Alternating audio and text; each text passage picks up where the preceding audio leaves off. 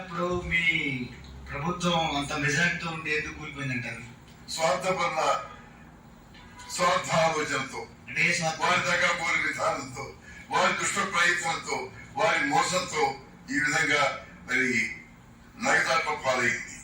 మరి తండ్రిని జైల్లో పెట్టిన సామ్రాట్లు ఉన్నారు, అన్నాన్ని రాజ్యాధికారం కోసం చంపినటువంటి సోదరుడు ఉన్నాడు ఔరంగజేబ్.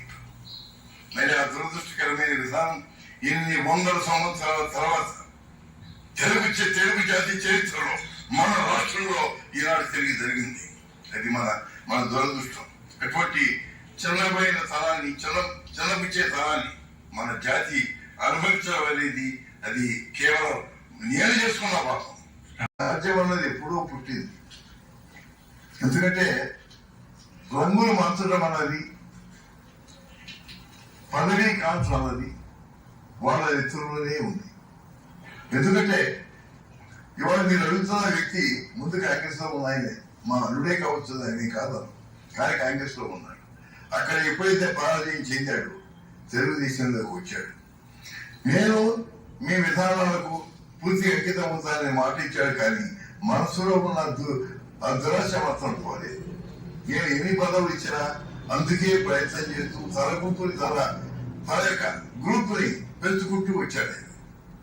అది నేను గమనించవలసిన అవసరం కూడా నాకు ఎంతవరకు కూడా పేద ప్రజలకు ఏ విధంగా సంక్షేమం కలిగించాలి, ఏ విధంగా వారికి సేవ చేయాలన్నది అది చేయదు. కానీ ఇక్కడ మా పార్టీలో ఎవరున్నారు, వాళ్ళ మనసు ఎట్లా ఉంది, ఈ విధంగా చూడటం అనేది నాకు అలవాట్లేదు. ఇప్పటికి కూడా అది ఆచారంగానే తీసుకోవట్లేదు.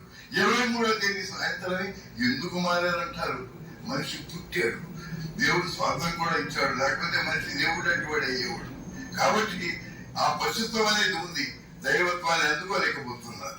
అందుకే వాళ్ళకే వాళ్ళు ద్రోహం చేసుకుంటున్నారు. ఎందుకు ప్రజాస్వామ్యం ద్రోహం చేయబడుతుంది, ఎందుకు ప్రజలు ద్రోహం చేయబడుతున్నారు, ఎందుకు మానవులు పేదవాళ్ళు అక్కడ ఉన్నటువంటి బడుగు బలహీన దళిత వర్గాల వారు, వెనకబడ్డ తరగతుల వారు, అల్పసంఖ్యాక వర్గాల వారు, వీరందరూ సమస్యలతో ఇంకా ఉన్నారు. వారి సమస్య తీరలేదు.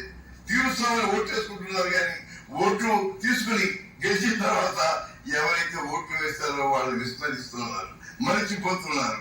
అందుకే ప్రజాస్వామ్యం రాజ్యాంగమే మోసం చేయబడింది. కాబట్టి ఈనాడు జాతీయ పరంగా ఉద్దేశం రాజ్యాంగం మార్చబడాలి. ఎవరైతే ఓట్లు ఇస్తున్నారు, ఏ నమ్మకాలతో అయితే అభ్యర్థులు గెలిపిస్తున్నారు,